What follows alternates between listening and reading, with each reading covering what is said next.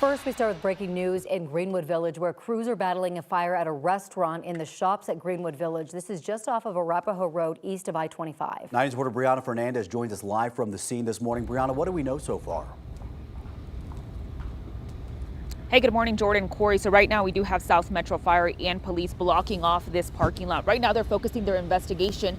This corner restaurant that you see over my shoulder, Hibachi and Sushi Restaurant. South Metro Fire did give an update a few minutes ago saying firefighters had the main area of the fire under control, but now they're working to control another fire inside the Sports Book Bar Grill. And for reference, this is a big shopping center, but this the other fire that they're working on is 4 units east of where the original fire started. So it is a massive area that they're covering right now.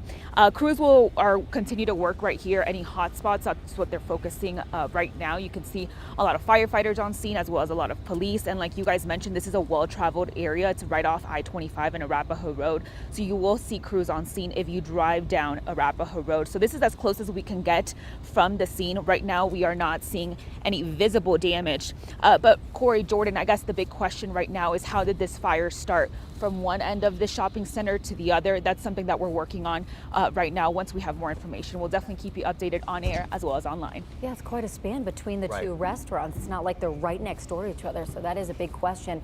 Brianna, thank you so much for the update. Well, right now, as you can see, those crews are dealing with some chilly weather along with snow that's falling. And so is much of Colorado. As we take a live look outside right now, conditions in the metro area, they're not too bad, but the further south you go, the worse it gets. Yeah, clearly, as you could see there in Brianna's live shot. Good morning, everybody. Corey, Jordan, Erica, and Chris with you on this Friday. Yes, good morning. Happy Friday. Yay! TGIF. Snow really coming down where Brianna was. Yeah, and we're starting to see that snow covering the ground on the south and east sides of town. So if you're along the north of I-70, you're waking up to nothing. Maybe a little bit of a little bit on your car tops, but I think it's on the south sides of town where we are going to be talking about some of those impacts out on the roadway. So let's take a look at those headlines. Morning snow. This will be mainly south of town. Most of us will not see much in the way of any accumulation from this. So again, I know on the south side of town, you are seeing some of that snowfall. Most of you will probably not end up with much in the way of accumulation. But a closer look in here, and there is kind of a localized ban for about I-25 on east, about E-470. So Aurora, especially the south side of Aurora, that's where we're seeing some of that snowfall. Parker, the Pinery,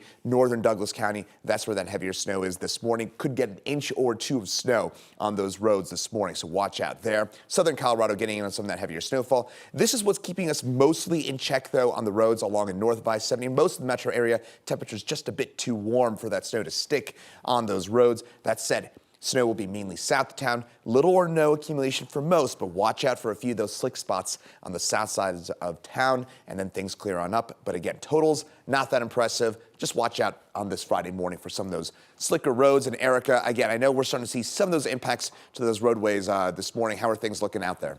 Yeah, we definitely are. Mostly wetness is what I'm finding. But like you mentioned, you were telling me this morning, look on the east side of town, look a little bit south. So as we pull up some of these cameras, it's hard to tell. You could obviously see it in Brianna's live shot there, but you can see some flakes falling. This is our camera at I-25 and Evans Avenue. Really what's happening on the roads, like Chris was talking about, because it's been so warm, it's not turning to snow or accumulation on the interstate, just a little bit of wetness. So be aware of that. We know slick roads can cause trouble for drivers.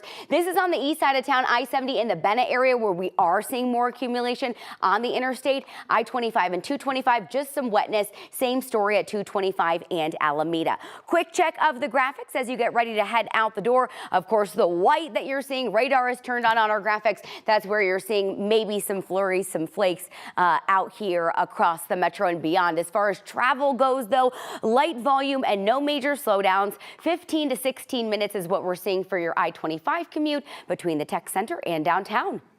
All right, Erica, thank you. Well, 8 months after heavy rains and flooding washed out the main road through Cherry Creek State Park, this morning, Colorado Parks and Wildlife will celebrate its return. This is what it looked like back in May. 6 inches of rain fell over 3 days back then. The Cherry Creek Reservoir rose 10 feet, the largest single event increase in water level since the 60s. East Lakeview Road suffered the heaviest damage with washouts in 2 different places. The park manager says it made it hard for her crews to cover the park effectively. Go from east to west. So if a ranger was to work on the west side at the marina, they'd have to pretty much be stationed there all day. If there was South Metro Fire coming in or Arapahoe County Sheriff's, we really had to coordinate to decide what side of the park you needed to be on. It took 8 months to complete the repairs. Crews had to fix and replace the road and the culverts, which channel water from Cherry Creek. All that work cost around $607,000. CPW will cut the ribbon on the project at 9 o'clock this morning. Well, imagine driving in your car and finding a 4-month-old baby sitting in a car seat in the middle of the road. This is exactly what happened to one family in North Glen. Police say that someone stole a car with the baby inside, drove a few miles, and left her alone in a neighborhood. Daisy Flores and her mom, Vanessa, were leaving their house to run an errand when they saw the baby in the middle of the road. They asked around to see if anyone knew who she was before calling 911. Wrenching, like who could do that? Just leave the poor baby in the middle of the road. But I'm glad, me and my mom were there. We found her, kept her safe until the cops reunited her with her parents. Well, thankfully, that baby was okay. North Glen police tracked down that stolen car after it passed the license plate scanner in Thornton. They arrested the driver, a teenager in unincorporated Adams County. New documents reveal the story of a mom in Colorado Springs, which she told police after they say she killed 2 of her children and hurt a 3rd. Kimberly Singler said someone broke into her home and attacked them 2 days before she was supposed to bring the kids to their dad for a court-ordered visit. 9 News got a hold of the motion Singler filed in her long custody dispute with her ex a day after the killing. She said on December 18th, someone broke into her house and attacked them. She said 2 of her children were murdered and she and her daughter were left to die. Singler claims she couldn't call 911 until more than 12 hours later. She wrote that she had lacerations on her neck and wrists and couldn't be in court because she needed time to heal. Police issued a warrant for her arrest 6 days later. She made it all the way to London before investigators could arrest her. She's set for an extradition hearing next week. Colorado has one of the worst wait times in the nation for criminal suspects in need of psychiatric care. A new analysis by a mental health group found that Colorado has the 3rd longest wait list per capita for beds. The backlog system is no secret. The state was sued in 2011 because the delays to access care were so bad that they were found to be unconstitutional. Colorado is still paying $12 million in fines each year for failing to fix these backups. The analysis by the Treatment Advocacy Center says that people found not competent to stand trial are still waiting more than 2 months to get a bed, with nearly 450 people on the wait list. The only states with worse backlogs per capita are Wyoming and Texas.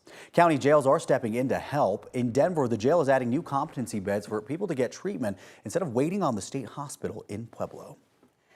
School nurses are getting some extra money from DPS for working at multiple schools when the district faced a nursing shortage, just not as much money as they wanted. Nurses with the Denver Classroom Teachers Association, the union representing teachers and other school staff, say they basically acted as substitutes for schools without nurses last year. According to their union contract, they say that means extra pay. The district argues that's only meant for teachers. Well, last month, an independent arbitrator agreed with the union, saying those nurses are owed back pay of $200 a week when they were assigned to additional schools. Last night, the school board said no. This is not a statement on the value of nurses or on the exceptional work that they do. I can't support an action that sets a precedent that is troubling and potentially problematic for the future. The school board voted unanimously to reject the arbitrator's recommendation. Instead, the district is giving school nurses a $1,000 bonus.